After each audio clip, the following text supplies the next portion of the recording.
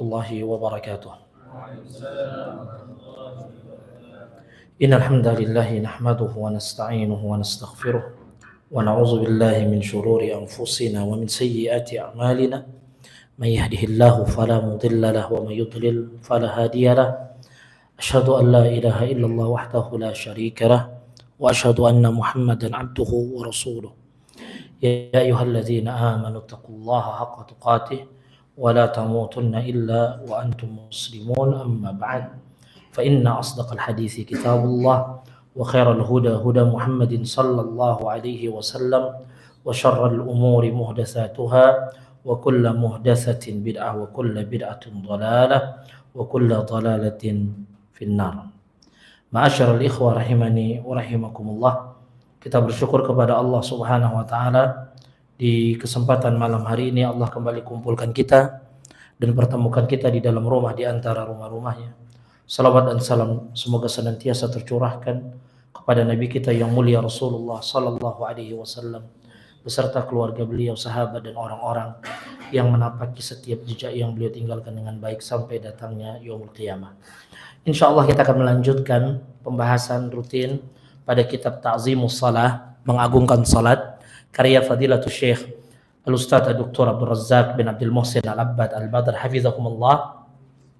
Dan sebelum kita memasuki pada bab wa'mur ahlaka bis shalah dan perintahkan keluargamu untuk salat, tersisa sedikit pembahasan pada bab sebelumnya, yaitu mauqifani aziman, yaitu dua hal yang agung, dua kondisi yang begitu agung, begitu besar, yaitu berdirinya seorang hamba yang pertama ketika salat dan yang kedua berdirinya seorang hamba di yaumul qiyamah.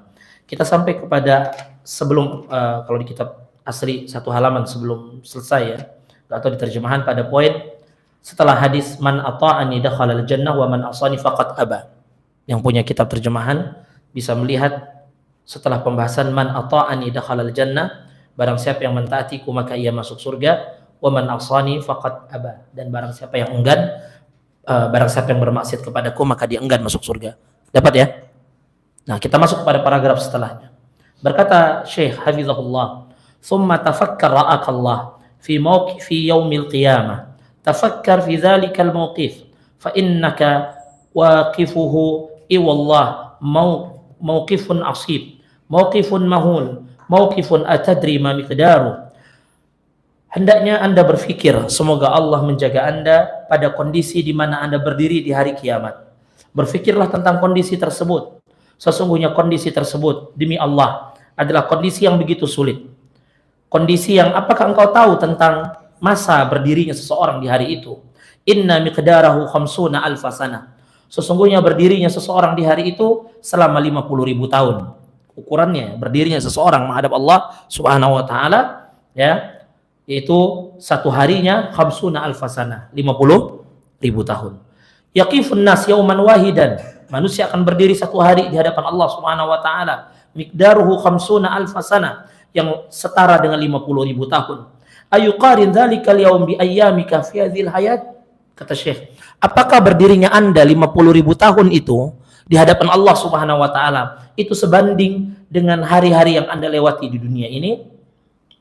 Maka jawabannya tidak akan sebanding, ya. Annaka ishta sittina sana, taruhlah Anda hidup 60 tahun, au sab'ina sana, atau Anda hidup 70 tahun, au samanina sana, atau 80 tahun, au aqal min dzalik au aksar, atau lebih kurang dari 60 atau lebih dari 80. Tapi satu hari di hadapan Allah berapa? 50.000 tahun. Taruhlah antum hidup 60 tahun atau 80 tahun. Madza tuqarin tilka sanawat au sunniyat bidzalikal mauqif al-asif? Apa yang bisa dibandingkan dari usia hidup di dunia ini 60, 70, 80 tahun dengan satu hari di mana seseorang berdiri di hadapan Allah yang setara dengan 50.000 tahun? Enggak ada apa-apanya, ya. Madza tuqarin tilka sunniyat bi yaumin miqdaru khamsuna alfasana? Apa yang bisa engkau bandingkan dengan tahun-tahun yang singkat itu yang setara dengan 50.000 tahun. Summa law kana umruka ala sabilil misal sittina sana, kata Syekh. Sekarang taruhlah umur antum 60 tahun. Taruhlah kalau umur antum 60 tahun. Faqad amdaita sulusuha fin naum. Taruhlah umur antum 60 tahun. Lalu antum gunakan sepertiganya untuk tidur. Sepertiga 60 tahun berarti berapa? Sepertiga dari 60. 20. Li'annaka tanam fil yaum wal laila takriban sama di sana. Jadi kata Syekh, bayangkan kalau antum berdiri di depan Allah 50.000 tahun satu harinya itu. Bandingkan dengan usia kita yang misalnya diberikan Allah 60 tahun. Kalau seseorang itu menghabiskan waktu seharinya 8 jam untuk tidur, maka secara total dari 60 tahun usianya sepertiganya itu untuk tidur, yaitu 20 tahun. Ya. Wan naim marfu'un anhu al-qalam. Ya. Dan orang yang tertidur itu diangkat dari kewajiban secara hukum, ya. Faman 'asha 60 sana faqad nama fi hayati 20 sana. Ya. Maka barang siapa yang hidup dalam usia 60 tahun, maka dia sejatinya telah tidur dalam hidupnya 20 tahun. Wa minha 15 sana takriban fi awalil hayat. Ya. Dan 15 tahun pertama itu anggaplah 15 tahun usia awalnya ketika dari 0 sampai 15. Al-abdu fiha laisa mukallaf. Yang mana usia seorang hamba saat itu bukan seorang mukallaf, belum terbebani syariat. Paham enggak? Kalau antum 60 tahun hidup antum, 20 tahunnya tidur. 15 tahun pertama ini taruhlah belum balik, ya. Nah, wa min 15 sana takriban fi awalil hayat. Famadza baqi laka fi hadhil hayat min sunniyah. Berarti kalau begitu, ya, kalau antum 15 tahun itu belum balik, terus 20 tahun misalnya untuk tidur dari 60, tinggal 15 tahun usia antum. 20-nya tidur, 15-nya belum balik, 35 tahun. 60 kurang 35 berapa? 25 ya? 25 tahun cuman. Ya. Maka kata Syekh, fattaqillah ra'akallah fi hadhihi shalah. Maka bertakwalah kepada Allah dalam urusan salat ini. Berdirinya kita untuk salat juga tidak lama, paling 10 menit. Ya, panjang-panjangnya orang 15 menit dia berdiri. Kali berapa? 5 waktu sehari semalam yang wajib 75 menit doang. Dibandingkan dia cari nafkah, dia bermain-main, dia bercanda dan seterusnya. Famadza baqi laka fi hadhil hayat min sunnah. Apa yang tersisa dari usia Anda di hidup ini? Wa hafid ala hadzal mawqif baina yadillahi azza wa jalla. Azim ra'akallah hadhihi shalah, yu'azzim amruka indallah. Kata Syekh, agungkanlah kondisi berdirinya seseorang tatkala ia salat, maka Allah, kondisimu akan menjadi besar di hadapan Allah kelak. Wa ta'lu makanatuka indah, dan kedudukan engkau pun akan tinggi di sisi Allah. Semakin orang memperhatikan kondisi salatnya, semakin orang mengagungkan salatnya, maka Allah Subhanahu wa taala akan meninggikan kedudukan hambanya. Ya. Wa iyyaka wa idha'ataha, dan berhati-hatilah dari melalaikan salat. Fa inna idha'ataha hiyal khusranul mubin, karena sesungguhnya menyia-nyiakan salat merupakan kerugian yang nyata. Wa qad sabata fil mustadrak lil hakim an Abi Hurairah radhiyallahu taala anhu anna an-nabiy sallallahu alaihi wasallam qala, disebutkan di dalam mustadrak al-hakim dari sahabat Abu Hurairah radhiyallahu taala an, bahwasanya Nabi sallallahu alaihi wasallam bersabda, bagaimana ukuran hari kiamat bagi seorang mukmin? Dalam hadis disebutkan, yaumul qiyamati 'alal mu'minin ka qadri ma baina adh-dhuhri wal 'asr. Masa terjadi kiamat, maksudnya durasi kiamat itu bagi seorang mukmin hanya seperti masa antara salat zuhur dan salat asar. Wa fi tahdidi dzalika bima baina salatain tanbihun li makanati shalah wa atharuha fi tahaqquqi dzalik. Bayangkan, kiamat dikaitkan dengan salat. Ini juga menunjukkan tentang keagungan dua salat ini, karena Rasulullah memberikan perumpamaan dengan salat zuhur dan salat asar. Ala fatnatakillah fi salatina, maka hendaknya kita bertakwa kepada Allah dalam urusan salat kita. Walinatakillah fi hadhil fariḍah al-'azimah allati kathura istihanatun nas biha wastighfafuhum bi amriha. Maka hendaknya kita menjaga kewajiban yang satu ini, yang mana manusia banyak meremehkannya dan mengabaikannya. Wa tahawunihim fi sya'niha, dan pengabaian mereka akan posisi salat. Wa idha'atihim laha, penyanyian mereka kepada salat. Wa li syurutiha, atau mereka salat tapi mereka mengabaikan syurutnya. Wa arkaniha, rukun-rukunnya. Wa wajibatiha, ya kewajiban-kewajibannya. Fi halin asifah, dalam kondisi yang amat sangat menyedihkan. Wa umurin mu'limah, dalam kondisi yang sangat menyakitkan. Wa waqi'in alim, dan kenyataan yang tidak baik-baik saja. Kondisi kaum muslimin dalam masalah ibadah ini, mereka dalam kondisi yang tidak baik-baik saja. Wa dhaya'us shalah hirmanun min kulli khairin fid dunya wal akhirah, dan menyia-nyiakan salat merupakan bentuk terhalangnya seseorang dari kebaikan dunia dan akhirat seluruhnya. Ketika seorang menyanyiakan salat, maka sejatinya ia terhalang dari kebaikan dunia dan akhirat seluruhnya. Wa khusranul mubin. Dan ini kerugian yang nyata. Fa iyyaka an ta'bali nafsika illa an ta'ishal hawan wa tanala dzul wal khusran. Maka berhati-hatilah. Jangan sampai engkau hidup dalam kesia-siaan dan mendapatkan kehinaan dan kerugian. Fa inna man dhaya as-salah hakama ala nafsi bidzalik. Ini kalimat yang indah dari Syekh. Sesungguhnya barang siapa yang menyia-nyiakan salat, sejatinya dia sendirilah yang melemparkan dirinya ke dalam kehinaan. Wa waradiya li nafsi hayatal hawan.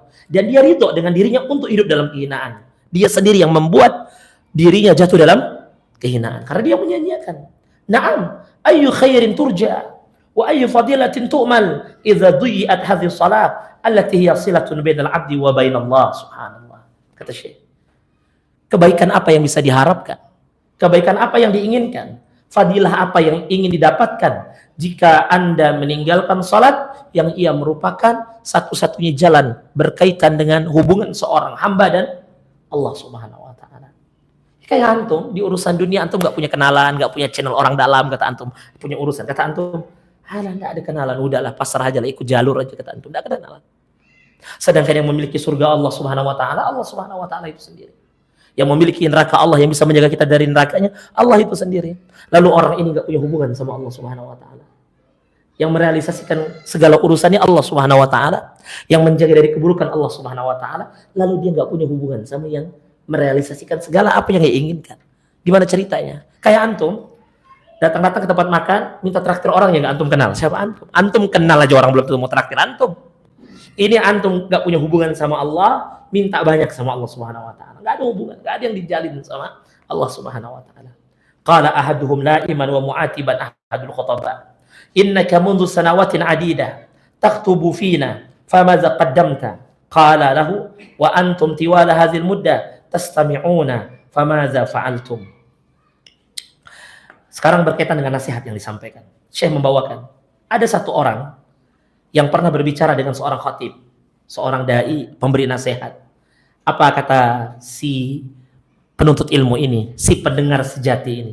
Kata dia ke dai muballigh ini, "Innaka mundu sanawatin adida tahtub fina." Sesungguhnya kau ini udah sekian tahun sering berkhutbah kepada kami, sering ceramah, sering nasihat. Wal iyadzubillah. Ya kita-kita ini sering nyampe nasihat ke antum-antum. Maka penuntut ilmu ini nanya ke dia, "Famadza qaddamta?" Apa yang udah ente lakukan dengan apa yang ente sampaikan itu? Faqala lahu, dai ini bertanya balik. Apa kata dia? "Wa antum tiwala hadhil muddah tastami'una."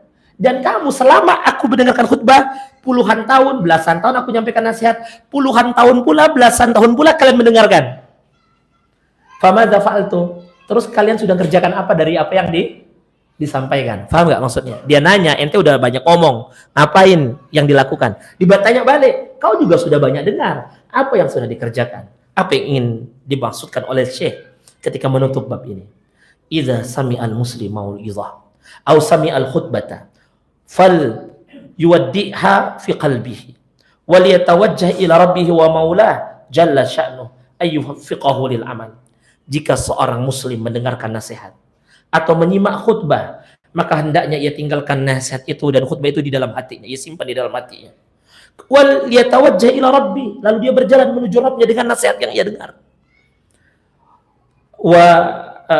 Wal yatawajjah ila rabbi wa maulah jalla sya'nuhu an yuwaffiqahu lil amal. Dia berjalan meminta kepada Rabbnya Allah Subhanahu wa taala agar memberikannya taufik untuk beramal. Maksudnya apa? Nasihat tentang keagungan salat udah kita dengar, 34 halaman udah kita bacakan kitab ini. Sudah dijelaskan. Maka setelah nasihat itu kita simak, kita letakkan di dalam hati, dan sekarang kita beralih menuju Allah Subhanahu wa taala dengan memohon kepadanya agar Allah memberikan taufik untuk mengamalkan apa yang telah kita dengarkan. Wa an yusaddidahu, dan meluruskannya untuk beramal dengan nasihat itu. Wa alla yakilahu ila nafsihi tarfata ain. Dan meminta kepada Allah agar tidak membiarkan kita walaupun sekejap mata. Kita ini hidup di atas dunia ini, sekiranya Allah sekejap mata saja nggak peduli sama urusan kita, berantakan urusan kita. Tidaklah baiknya urusan kita dari sejak kita lahir sampai hari ini kecuali atas taufik Allah Subhanahu wa taala. Campur tangan Allah Subhanahu wa taala pasti ada. Itu pasti. Kemudian kata beliau, wa illa fakam sami'an nas minal mawa'id waz-zawajir wa minhum man la yazalu ma'a dzalika ghafilan. Ketahuilah, bukankah berapa banyak manusia yang telah mendengar nasihat, mendengar peringatan, wa minhum man la yazalu ma'a dzalika ghafilan, tapi bersamaan tahun yang berlalu, nasihat yang sudah banyak ia dengarkan, masih saja dia lalai. Wa indallahi jalla wa ala multaqal khalaiq wal ibad wa hunaka al mujazat wal muhasabah. Maka dalam kondisi seperti ini seseorang mesti sadar bahwa Allah Subhanahu wa taala lah yang menjadikan dia mampu beramal dan dia perlu bermuhasabah. Falyaghtanim al abd wujudahu fi hadhil hayat li islahi nafsi. Maka seorang hamba hendaknya berbekal di dalam hidupnya ini untuk memperbaiki jiwanya, wa tazkiyati hali, membersihkan keadaannya, wa itabati amali, memperbaiki amalnya, wa taufiqu biyadillahi wahdah la syarikalah. Sesungguhnya taufik itu hanya ada di sisi Allah Subhanahu wa taala dan tidak ada yang menyekutukannya. Perhatikan kalimat Syekh. Seseorang sekian tahun dia duduk di majelis ilmu, ana maupun antum semuanya. Antum yang mendengarkan, ana yang mengajarkan ilmu, belasan tahun, puluhan tahun kita jadi penuntut ilmu. Tapi sering sekali kita tetap lalai. Kalau ditanya, habis berbuat sesuatu yang kita lalai itu, kita tahu itu dosa. Kita tahu itu bukan sesuatu yang afdol. Kita tahu itu makruh, bahkan itu haram. Kita tahu. Kenapa ini terjadi? Maka perlu seseorang al-muhasabah di sini. Perlu dia menghitung dirinya, dia melihat dirinya, memperhatikan, mengevaluasi dirinya. Maka dia harus ingat bahwa wujud dia di atas muka bumi ini, keberadaannya di atas muka bumi ini, li islahi nafsi, untuk memperbaiki jiwanya, bukan yang lain. Wa tazkiyati amali, menyucikan keadaannya, wa itabati amali, dan memperbaiki amal. Karena apa? Barang-barang ini yang disebutkan. Jiwa itu hal yang paling penting. Allah mengatakan qad aflaha man zakkaha. Bermakna qad aflaha man zakkaha, sungguh beruntung orang yang telah menyucikan. Yang menyucikan apa? Menyucikan jiwa. Itu yang diperlukan manusia untuk kembali kepada Allah. Dia membutuhkan amal, itabah amali, memperbaiki amalnya. Karena yang dibawa manusia ketika menghadap Allah cuman amal, yang lain pulang. Yang lain pulang. Yang kajian ke sini lewat kuburan itu harus banyak tadabbur, banyak tafakkur, banyak berpikir. Bukan sekedar lewat-lewat itu kuburan itu. Itu pemandangan paling menyeramkan itu. Utsman bin Affan bukan masalah bukan hantu, bukan. Utsman bin Affan mengatakan, tidak ada pemandangan yang paling mengerikan yang aku lihat dari kuburan. Karena di kuburan kondisi orang-orang ini yang di bawahnya sama atau tidak ini semuanya? Pasti beda-beda itu. Ada yang dapat azab, ada yang dapat iman. Motor antum lewat di atas tempat itu. Dan boleh jadi besok antum yang masuk di sana. Nah, ini yang mesti kita siapkan. Tazkiyati nafsi, menyucikan jiwa dan memperbaiki amal. Tapi ketahuilah bahwa wa taufik biyadillah. Taufik itu milik Allah. Seberusaha keras antum menuntut ilmu, seberusaha keras antum menghafalkan sebuah dalil, seberusaha keras antum memahami sesuatu, tapi kalau Allah tidak berikan taufik untuk beramal, maka tidak beramal. Taufik biyadillah. Ada orang yang ilmunya nggak banyak, nggak kayak kita, tapi masya Allah dia berusaha mengamalkan apa yang ia tahu dari ilmu meskipun sedikit.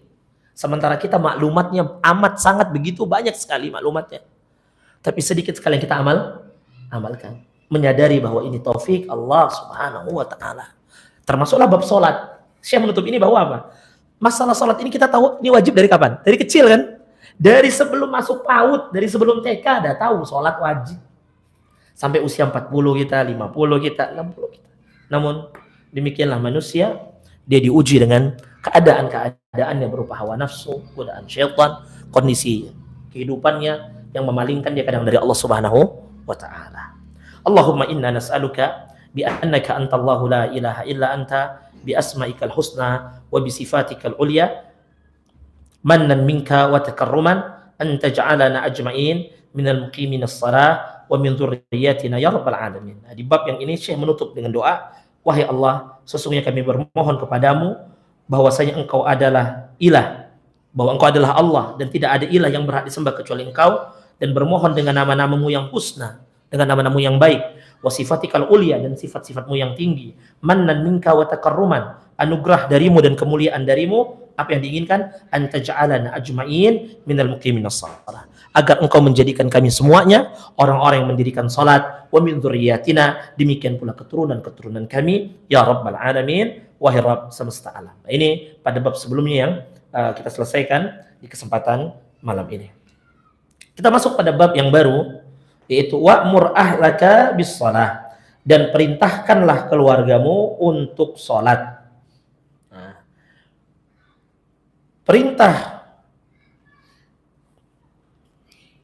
perintah keluarga untuk sholat, ya ini disebutkan ya nanti di dalam dalil firman Allah Subhanahu wa ta'ala. Bab ini diambil dari firman Allah di surat Thaha ayat ke-132. Dan demikianlah para ulama kita, mereka itu kadang nggak sulit nulis bab sebuah kitab. Ya, mereka simpel saja ngambil bab dari ayat Quran atau hadis dijadikan bab gitu. Makanya Masya Allah juga di antara yang menambah wibawa kajian sunnah adalah ketika judul-judul kajiannya adalah judul yang berwibawa, itu judul yang datang dari Al-Quran dan As-Sunnah.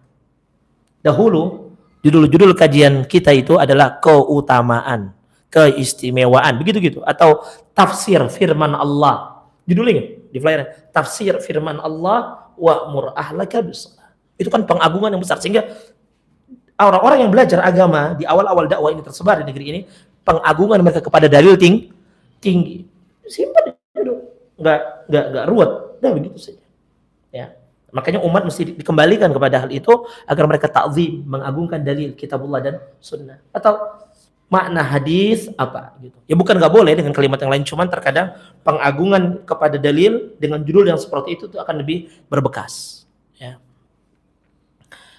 Wa'mur ahlaka bis-shalah, dan perintahkanlah keluargamu untuk salat. Amrun ilahiyun karim. Dia merupakan perintah ilahi yang mulia. Jadi perintah. Jadi kita ini sebagai kepala keluarga disuruh oleh Allah perintahkan keluargamu salat. Ini yang memerintahkan kita siapa ini? Allah, bukan sembarang perintah. Amrun ilahi. Ini perintah ilahi. Wa taujihun rabbaniyun azim. Ini adalah arahan rabbani, arahan dari Rabb yang agung. Aktsarun nas fihi mufarritun wa lahum mudayyi'un. Sebagian manusia ada yang meremehkan dan ada yang menyanyiakan. Bukan sebagian, aksarun nas, kebanyakan manusia. Banyak yang nggak peduli kan dengan keluarganya, nggak sholat. Yang penting saya sholat, yang di rumah terserah. Yang suami sholat, keluarganya nonton TV, anaknya main dibiarin, nggak sholat. Ya, kawannya sholat, kawan yang lain tidak sholat, dibiarkan. Nah, ini di antara bukti bahwa perhatian dengan sholat itu sangat minim. Dan Allah suruh keluarga yang kita perintahkan untuk sholat itu bukan yang lain dulu, tapi keluarga. Maka jangan heran kalau ada orang dengan keluarganya saja dia tidak perhatian untuk sholat. Padahal keluarganya itu katanya adalah orang yang ia cintai.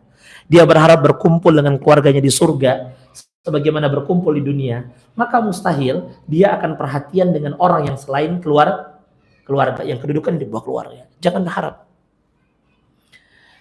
Ala wa huwa qaulullahi tabaraka wa ta'ala fi awakhir surat Thaha. Ketahuilah bahwa perintah itu datang dalam firman Allah di akhir surat Thaha. Allah mengatakan, wa'mur ahlaka bis-shalah wastabir 'alaiha. Dan perintahkanlah keluargamu untuk salat dan bersabarlah atasnya. Maksudnya apa? Bersabar di dalam memerintahkan keluarga untuk salat. La nas'aluka rizqa, nahnu narzuquka wal aqibatu littaqwa. Kami tidak meminta darimu rezeki, tetapi kamilah yang memberikanmu rezeki, wal aqibatu littaqwa, dan kesudahan yang baik itu untuk orang yang bertakwa. Sebagian ulama sebelum masuk ke rincian ayat ini mentafsirkan ayat surat Thaha ayat 132 antara perintah salat kepada keluarga kemudian bersabar dengan rezeki ini memiliki kaitan yang erat. Sebagian mereka menyimpulkan bahwa rezeki yang Allah berikan dan kesudahan yang baik, wal aqibatu littaqwa, kesudahan yang baik dari kehidupan orang, kesudahan yang baik dari urusan-urusannya di dunia, itu akan ia dapatkan jika dia memerintahkan keluarganya untuk sholat dan dia bersabar di dalam memerintahkan sholat itu. Dan seseorang tidak bisa memerintahkan keluarganya sholat dan didengar nasihatnya oleh keluarganya kecuali dia juga menjaga sholatnya. Sehingga seseorang ketika dia menjaga sholatnya, memerintahkan keluarganya untuk sholat, bersabar dalam memerintahkan keluarganya untuk sholat, dan ini adalah bentuk kasih sayangnya yang tinggi kepada keluarganya. Karena dia nggak hanya memberikannya dalam urusan materi dunia saja, tapi dia berikan keluarganya apa yang paling dibutuhkan, yaitu keselamatan di akhirat, yang sering diminta, Rabbana atina fid dunya hasanah wa fil akhirati hasanah wa qina adzabannar. Dia minta keselamatan Dia minta kebaikan di dunia dan di akhirat dan keselamatan dari neraka. Dan di antara ancaman orang yang tidak salat, dia akan dimasukkan ke dalam neraka Saqar. Bagaimana mungkin dia bisa selamat dari neraka kalau dia tidak salat dan tidak memerintahkan keluarganya untuk salat? Tapi memerintahkan keluarga untuk salat bukan barang mudah. Bisa jadi kitanya yang nggak sabar, capek, bisa jadi yang diperintahkan yang tidak mau dengar. Maka dua-duanya butuh sabar. Dua-duanya butuh sabar. Kata Allah, la nas'aluka rizqa. Kami nggak minta dari kalian itu dunia. Kami nggak minta dari kalian rezeki berupa perbendaharaan. Tapi nahnu narzuquka. Kami yang berikan kalian rezeki. Maksudnya apa? Kau sholat, kau perintahkan keluargamu sholat, kau bersabar, pasti kami kasih rezeki. Tapi kalau kau tidak sholat, kau biarkan keluargamu tidak sholat, kau biarkan keluargamu sibuk dengan perdagangannya demi keuntungan dunia, lalu kau pikir kau akan bahagia, maka akan terjadi pemahaman terbalik dari ayat ini. Gak akan diberikan rezeki sama Allah Subhanahu wa taala. Kalaupun diberikan, maka diistidraj dari Allah Subhanahu wa taala. Dia penundaan dari Allah akan hukuman yang akan Allah berikan. Wal aqibatu littaqwa, dan kesudahan yang baik itu untuk orang-orang yang bertakwa. Ayat yang begitu mulia. Wa amur ahlaka bis salati wastabir 'alaiha la nas'aluka rizqa nahnu narzuquka wal aqibatu littaqwa. Hadza amrun min Allah. Ini perintah datang dari siapa? Dari Allah. Ya, li nabiyhi wa mustafa. Siapa yang diperintahkan coba? Nabi Muhammad. Sekelas Rasulullah dibilang, kau perintahkan keluargamu salat, sabar. Nabi Muhammad SAW. Apalagi kita yang bukan siapa-siapa, manusia yang banyak salah. Muhammad ibni Abdullah salawatullah wassalamu alaih, beliau yang diperintahkan. Wa ma amarallahu jalla wa ala bihi nabiyyah fahuwa amrun li ummati. Ini kaidah. Dan apa-apa yang Allah perintahkan bagi nabinya, maka itu juga perintah bagi umatnya. Wa ma amarallahu jalla wa ala bihi nabiyyah fahuwa amrun li ummati. Apa-apa yang Allah perintahkan dengannya bagi nabinya, maka itu perintah untuk umatnya. Ma lam yakum dalilun ala takhsisi dzalik, selama tidak ada dalil yang mengkhususkan bahwa perintah itu khusus untuk nabi. Kalau ada dalil yang memalingkan bahwa itu khusus buat nabi, maka itu berarti khusus untuk nabi. Tapi kalau tidak, maka dia juga berlaku buat umatnya. Wala mukhassisa li hadza bi ittifaqi ahli ilmi. Terkait perintah dalam surat Thaha ayat 132, ini enggak ada dalil yang mengkhususkannya hanya untuk nabi. Fawajaba ala kulli abin wa kulli waliyin wa kulli wali amrin an yu'na bi abnaihi inayatan azimah. Maka kalau begitu wajib bagi setiap, Syekh menyebutkan apa adanya, bagi setiap ayah, bagi setiap wali amr, ya, bagi setiap orang yang mendapatkan perwalian. Mungkin orang sudah meninggal ayahnya, pamannya, mungkin sudah meninggal ayahnya, pamannya nggak ada laki-laki, maka saudara kandung laki-laki abangnya, maka yang bertanggung jawab dengan kondisi yang ada di bawahnya, an yu'na bi abnaihi, dia perhatian dengan anak-anaknya inayatan azimah, dengan perhatian yang sangat besar. Wa ayyutabi'ahum, Allahu akbar, wa ayyutabi'ahum mutaba'atan daqiqatan fi sya'nis salah allati hiya a'zamu arkanil Islam. Dan dia mutaba'ah itu ngikutin, mantau anaknya dengan pemantauan yang daqiqah, pemantauan yang begitu kuat, pemantauan yang begitu dalam, pemantauan yang begitu rinci, ya, fi sya'ni salat, tentang salat anak-anaknya, allati hiya a'zamu arkanil Islam ba'da syahadatain. Kenapa mesti diperhatikan? Kembali kepada kedudukan-kedudukan salat yang pernah kita bahas. Kenapa salat itu utama? Di antaranya karena salat datang setelah rukun Islam 2 kalimat syahadat. Bada an yakuna huwa fi nafsihi muhafizan 'alaiha, mu'tamiyan biha, sabiran mustabiran 'ala iqamatiha. Dia perhatian dengan salat anak-anaknya setelah dirinya sendiri menjaga salatnya, ya, memperhatikan salatnya, sabar dan memperkuat kesabaran untuk mendirikan salat. Fayakunu fi nafsi qudwah li abna'i. Kenapa ini penting? Agar dia punya qudwah untuk anak-anaknya. Jadi ayat ini nih bukan ayat sekedar seorang bapak nyuruh-nyuruh anaknya, tidak, tapi dia juga diperintahkan untuk menjadi qudwah, suri toladan.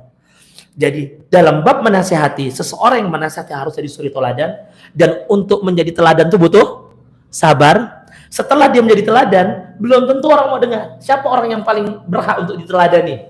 Kalau ada orang hari ini yang paling oke lah kata antum sholatnya, paling masya Allah sholatnya, paling baik ilmunya, paling bagus akhlaknya, tapi di sana ada orang yang paling tinggi, itu Rasulullah. Apakah ada orang yang nggak mau dengar Nabi? Jawabannya ada yang nggak mau dengar Nabi, masih nolak Nabi, apalagi kita. Apalagi kita nggak dicuci jantungnya apa hatinya oleh Jibril, nggak dibelah dari kita. Seperti Rasulullah SAW. Summa yakunu mutabi'an lahum. Setelah dia menjadi qudwah, maka dia memperhatikan mereka. Hassan wa haddan ala adai hadhihi shalah. Dia menganjurkan anaknya sungguh-sungguh. Dia berantusias dengan salat anak-anaknya. Wal muhafadha 'alaiha kama amara Allah jalla wa ala, dan menjaga salat tersebut sebagaimana apa yang Allah perintahkan. Kita akan bedah ayat ini. Hadhil ayah al-karimah dallat ala maqamain azimain labudda min tahqiqihima. Ayat ini mengandung 2 poin penting yang harus muncul untuk merealisasikan. 2 poin yang harus dipelajari untuk perealisasiannya. Yang pertama, inayatul mar'i ya nafsahu bil muhafazah 'ala shalah. Perhatian seseorang kepada dirinya untuk menjaga salat, wal istibar 'ala adaiha, dan bersabar dalam melaksanakannya. Jadi yang pertama, dia dulu perbaiki dirinya. Tapi bukan berarti antum misalnya ada 1-2 kelewat sholat, lo antum gak perhatian sama anak antum, tidak juga. Harus tetap dinasihati. Tidak ada syarat dalam Islam ketika seseorang memberikan nasihat dirinya harus sempurna tanpa ada salah, tidak demikian. Tetapi seseorang yang mendapatkan posisi sebagai seorang ayah dan dia tahu bahwa di rumah dia qudwah. Kalau ada seorang ayah di rumah dia merasa saya bukan qudwah, dipertanyakan kebapaannya. Setiap ayah harus sadar bahwa dia qudwah untuk anak laki-lakinya. Dan setiap ibu adalah qudwah untuk anak laki-laki dan juga anak perempuannya. Sebagaimana ayah juga anak qudwah untuk anak laki-laki dan anak perempuannya, terlebih anak laki-lakinya. Karena biasanya seorang anak ketika besar, ketika dia membina rumah tangga, ketika dia berinteraksi dengan orang, dia meniru siapanya? Meniru orang terdekat yang ada di rumahnya, ayahnya. Kalau ayah tidak bisa diqudwah, dia akan cari qudwah yang lain. Atau dia terqudwahi dengan yang lain, bukan ayahnya. Harus menjadi qudwah. Jangan sampai ayah itu di rumah pasif, tidak punya power, diem, ya, sam'an wa ta'atan dengan istrinya, siap hormat sama istri terus. Jangan. Nah, maka inayatul mar'i nafsahu bil muhafazah 'ala shalah wal istibar 'ala adaiha. Dia memperhatikan jiwanya untuk salat dan bersabar dalam menjaga salat. Wa dzalika anna thimmata fi hadhihi al-hayat min asy-syawaghil was-sawarib was-sawat ma yushghilu katsiran minan nas an adai hadhihi al-fariidah wal muhafazah 'alaiha fi awqatiha. Dan itu dilakukan dengan cara dia menyingkirkan di dalam kehidupannya dari berbagai hal-hal yang memalingkannya dari menunaikan salat ini pada waktunya. Fadzaka yushghilu an salatihi naum. Kadang ada orang terhalangi dari salat karena dia disibukkan dengan tidurnya. Ada yang ketiduran, ada yang sengaja tidur. Begitu masjid udah dekat atau masjid-masjid yang misalnya ya ada tanda-tanda sebelum azan, begitulah dia nak tidur kan. Sudah tahu jam 2:30 dia bilang apa? Bentar lagi azan. Tidur dia, sudah tahu dia itu. Ini janganlah ya. Tapi kalau dia tidur dari jam 12:30 lalu bablas, ini lain bab. Ya. Ini ada sebagian orang yang kayak gitu. Wa akhar yushghiluhu anha kasal. Ada juga yang disibukkan yang lain. Disibukkan dengan sesuatu yang tak sibuk. Malas. Kau tak sholat? Tada. Ngapa? Malas ya. Tidak sibuk. Nggak ada kerjaannya. Memang kamu sholat. Wasalisun yushghiluhu anha lahun wa nahu dzalik. Atau disibukkan dengan perkara yang sia-sia, disibukkan dengan yang lain memang. Ada kegiatannya. Main game mungkin. Habis waktunya main game, nonton gosip terus ya. Wa syawaghil katsira, dan kesibukan-kesibukan yang memalingkannya banyak. Wal maqamun yahtaju ila istibar. Maka untuk melawan kesibukan seperti ini, maka makamnya kedudukan yang membutuhkan kesabaran. Wa adab wa mutaba'ah. Membutuhkan pendidikan, membutuhkan mutaba'ah, terus dievaluasi. Kayak antum berobat ke dokter bilang, nanti kontrol lagi Pak ya, minggu depan, nanti kontrol lagi Pak ya. Orang kena kanker, kemo 3 minggu, nanti kemo 2 minggu, makin dekat, cuci darah, itu mutaba'ah namanya. Begini. Dia ngeliat dirinya, kemarin sholatnya gimana, besok dilihat lagi, besok sampai dia bisa datang ke masjid pada waktu yang memang semestinya, mutaba'ah. Illa li udhrin, kecuali dia punya uzur-uzur, mungkin dia sakit dan seterusnya. Hatta yakun min ahli shalah wal muhafizin 'alaiha. Seseorang dikatakan sebagai ahlu shalah, orang yang konsisten dalam salat, dan ahlu shalah, orang yang dikatakan spesialis yang menjaga salat, adalah orang yang mutaba'ah. Gitu. Ya, sekarang gini. Kalau anak ini, ya misalnya kita ini hidup, ya kan, dikatakan orang yang konsisten menjaga kesehatan, tapi di hidangan ini di sini gula gini, tehnya dikit seiprit, gorengan minyaknya sampai tisunya sampai sampai nggak muat nampung minyak. Apakah dikatakan itu orang jaga kesehatan? Apakah dikatakan demikian? Tidak sama sekali. Ada orang mulutnya nggak bisa dikontrol, semua diomongin. Apakah dikatakan orangnya menjaga mulutnya? Tidak. Sebagaimana sholat, dia mutabaah, dia ngelihat jam, dia ngelihat jam, dia ngelihat. Sudah sholat, bukan kayak sebagian kita. Wali'adzubillah. Ini kalimat yang sering muncul di tengah masyarakat kita dan terkadang muncul di lisan-lisan kita karena budaya masyarakat yang dari kecil kita biasa dilakukan itu. Apa kata kita? Azan dah ya Allah azannya. Karena kita tak terasa zuhur. Tak terasa itu bukan kayak gembira gitu loh. Ya zuhur. Dalam hati itu terkadang. Ini belum selesai nih kata dia. Asar dah kata dia. Bos. Asar dah. Dia bos nanya deadline jam 4 nih. Jadi dia asar lalu bos. Manusia. Kondisinya kita pun ditantang dengan kayak begitu. Kita punya jualannya sore, belum masak sampai asar. Apa kata bininya? Asar dah bang, belum masak nih, orang pesan jam 4 gimana nih? Gitu. Sholat nggak ada di situ. Makin tak sholat, makin dikejar orderannya biar kelar sebelum jam 4. Itu fakta di masyarakat kita seperti itu. Dan terkadang kita pun terfitnah dengan hal itu. Na'udzubillah.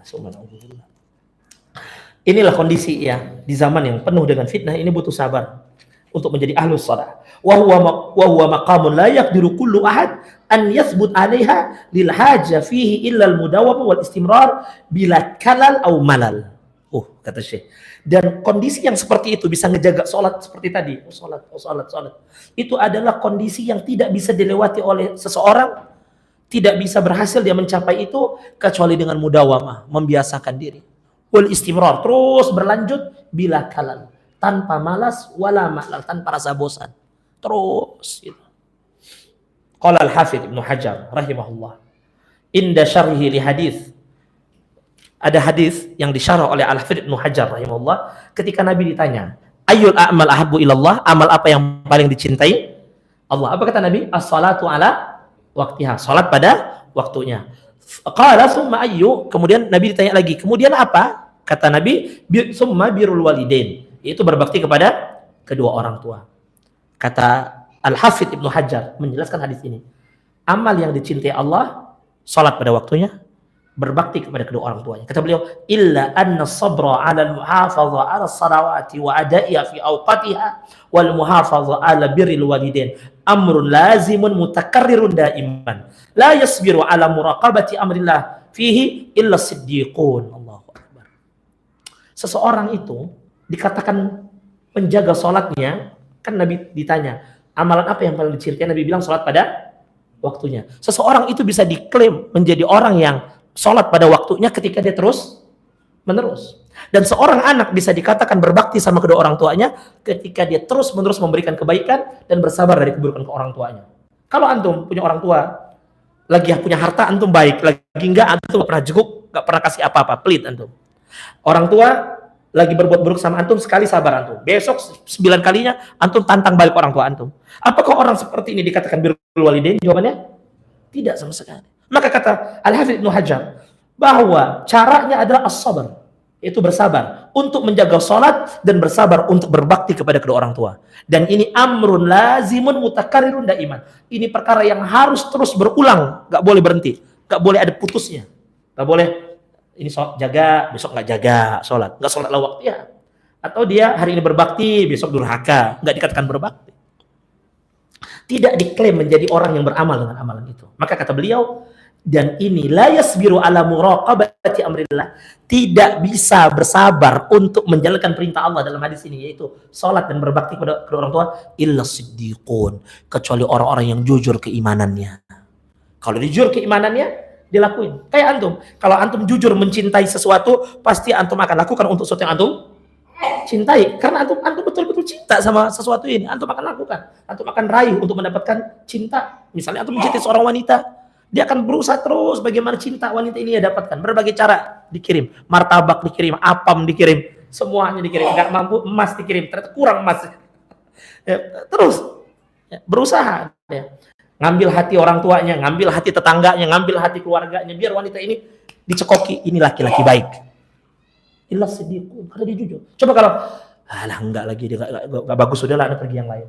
Enggak jujur, enggak sungguh-sungguh. Sebagaimana orang sadar bahwa tujuannya adalah ridho Allah, kepada Allah Subhanahu wa taala, dia akan upayakan bagaimana dia bisa mendapatkan keridhaan Allah dengan menjaga perintah Allah. Ya kayak anak buah kerja sama bosnya, kata bosnya, awas, jangan telat-telat, jangan macam-macam, perhatian dengan waktu. Jaga betul. Dia jujur nih mau kerja sama bosnya. Gitu loh, mau dapat gaji sama bosnya. Gitu loh. Yang kedua, makna dari ayat al-inayah biman tahtahu min ahlin wa waladin. Setelah dia memperhatikan dirinya, maka memberikan perhatian kepada yang di bawahnya, yaitu dari keluarga dan anak-anak. Bita'dibihim 'alal muhafazah 'ala hadhis shalah, dengan mengajarkan mereka untuk menjaga salat ini, wal inayah biha, dan memperhatikannya, wa mutaba'atihim fi hadzal amril azim, dan apa tadi mutabah, mengikuti, memantau mereka dalam perkara yang agung ini, dipantau, ya. Wa fi ma'na hadhil ayat karimah ma rawahu Abu Daud fi sunanihi, dan yang senada dengan perintah ayat ini di dalam hadis apa yang diriwayatkan oleh Abu Daud dalam sunannya, hadis yang antum sudah ketahui. Min hadis Abdullah bin Amr bin Al-As, dari hadis Abdullah bin Amr bin Al-As radhiyallahu taala an. Anna Nabiy sallallahu alaihi wasallam qala, bahwasanya Nabi sallallahu alaihi wasallam bersabda, muru auladakum bis shalah wa hum abna'u sab'i sinin. Perintahkanlah anak-anak kalian untuk salat dan usianya saat itu 7 tahun. Ini kan senada dengan ayat. Nah, wadribuhum 'alaiha wa hum abna'u ashrin, dan pukullah mereka atas penyelisihan mereka terhadap perintah salat saat usia mereka 10 tahun. Wa farriqu bainahum fil madaji, dan pisahkan anak-anak kalian di tempat tidurnya. Wa hiya mutaba'atun mutaakkidatun fi sinnin mubakkirah. Coba antum ambil hikmahnya. Kata penulis, Allah Subhanahu wa taala ketika di dalam ayat menyuruh perintahkanlah keluarga kalian untuk salat, dan di antara makna keluarga adalah istri dan anak-anak. Di dalam hadis Nabi katakan, perintahkan anak kalian sholat saat usianya 7 tahun. Anda tanya, usia 7 tahun, dalam kondisi masyarakat kita hari ini, itu anak-anak, baik laki maupun perempuan. Taruhlah perempuan yang paling cepat baliknya dibanding laki-laki. 7 tahunnya rata-rata udah balik atau belum? Belum balik. Hatta perempuan belum balik. 7 tahun itu anak kelas 1 atau 2 SD, 3 SD gitu. Atau 3 SD. Belum balik. Biasanya perempuan kalau cepat-cepat baliknya kelas 5 akhir atau kelas 6 itu udah balik. Itu udah cepat banget. Ini belum. Apalagi yang laki-laki. Masih ngisap-ngisap bonbon. Sinin mubakkirah, masih beli ciki dia. Tapi Rasulullah suruh fi sinin mubakkirah, di usia yang masih begitu muda, awal banget, disuruh perintahkan para ayah untuk memerintahin anaknya sholat. Secara asal, anaknya udah wajib sholat belum? Udah mukallaf belum? Belum. Anaknya. Tapi orang tuanya sudah mendapatkan perintah. Makanya lucu, kalau ada orang tua tidak pernah merintahkan anaknya sholat, lalu di usia 10 main bab main pukul gitu. Na'udzubillah. Berdalil dengan dalil ini. Pertanyaannya, Anda tidak mendidik mereka dari sejak usia 7 tahun. Lebih dari itu, sebagaimana mana ayat, Anda tidak menjadi kudwa, suri tauladan. Azan dulu, fadhol. Biar azan bentar. Kita lanjutin sedikit. Azan.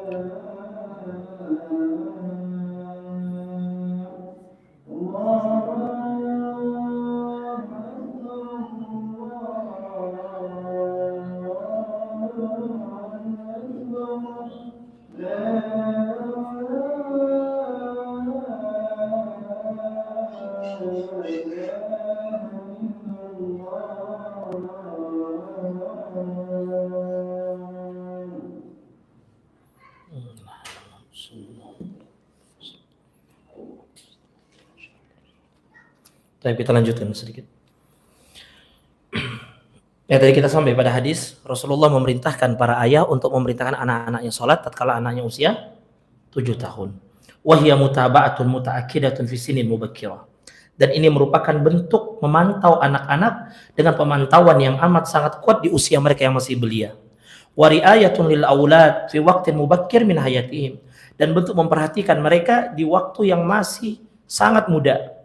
Fa mundu sana as-sabi'ah yu'maru bis shalah. Sejak usia 7 tahun anak-anak ini diperintahkan untuk salat.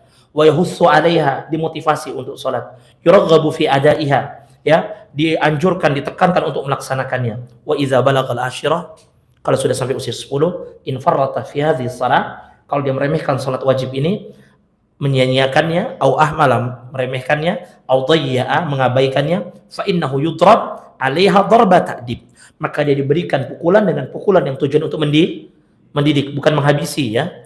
Walaysa darba itlaq, bukan pukulan yang membinasakan. Tidak demikian. Inna maqama shalah maqamun azim, kata Syekh. Sesungguhnya pembahasan salat ini adalah pembahasan yang begitu agung.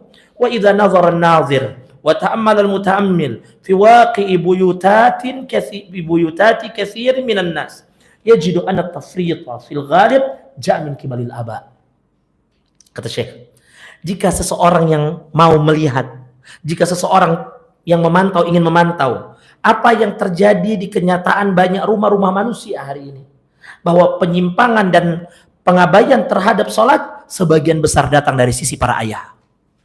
Para ayah. Ya. Fakana al-ab fi nafsihi mudayyi'an munfarritan. Bapaknya sendiri menyia-nyiakan dan mengabaikan sholat. Falam yakun qudwatan li abna'i fil muhafadhah 'ala hadhihi shalah. Ayahnya tidak menjadi qudwah untuk menjaga salat bagi anak-anaknya. Fayansha min tahtihi min auladin mufarritin wa mudayyi'in.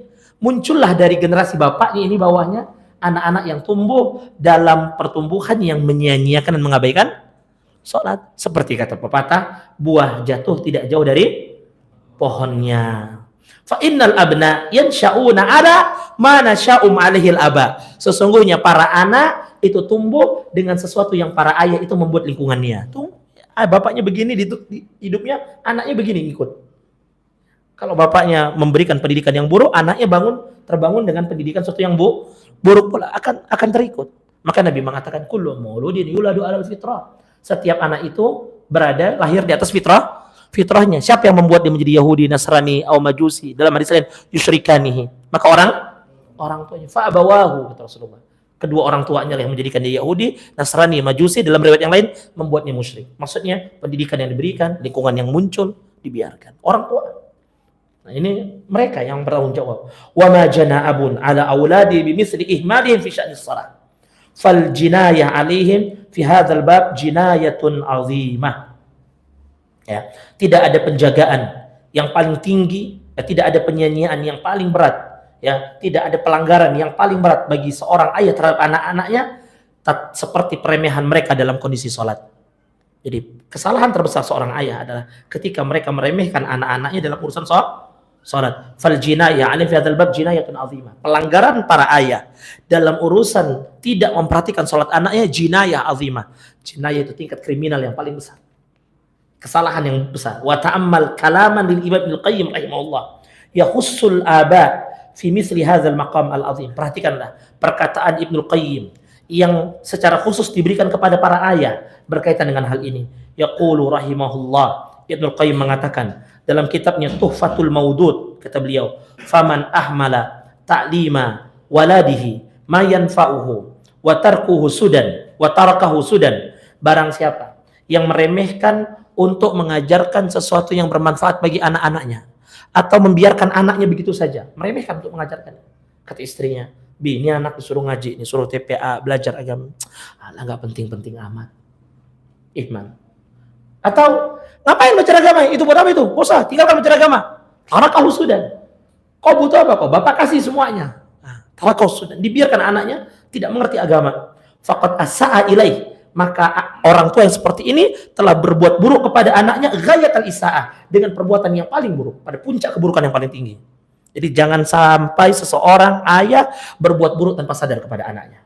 Apalagi kayak sekarang, ya. Seorang anak ditegur sama gurunya, malah orang tuanya maju lalu minta duit 25 juta. Ini yang rugi siapa sebenarnya? Anaknya mendapatkan pendidikan seperti itu. Ya, mungkin taruhlah gurunya nempeleng, nampar, tapi ada sebab. Memang nggak boleh nempeleng wajah, yang maksudnya mukul. Cuman dilihat juga nih yang nggak mungkin tiba-tiba ditempeleng tanpa sebab. Ada sebabnya nggak itu ditempeleng? Ada, dan sebabnya kelewatan. Datang ya Ultraman, ya nongol bela anaknya, suruh bayar 25 juta. Allahu Akbar. Maka jadi guru tuh kadang perlu ngambil kuliah hukum juga sekarang. Takut juga kita.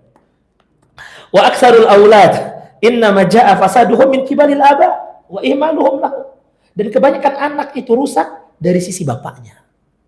Ya, karena mereka ditinggalkan. Wa tarki ta'limin faraididdin wa sunanihi. Karena ditinggalkan anak-anaknya tanpa diajarkan kewajiban agama dan sunnah-sunnah. Fa'adha'uhum sigharan falam yantafi'u bi anfusihim. Maka mereka di waktu kecil ditinggalkan dengan sesuatu yang tidak memberikan manfaat bagi jiwa-jiwa mereka, walam yanfa'uhu aba'ahum kibaron, dan tatkala besar anaknya nggak beri manfaat buat ayahnya, nggak ada baktinya.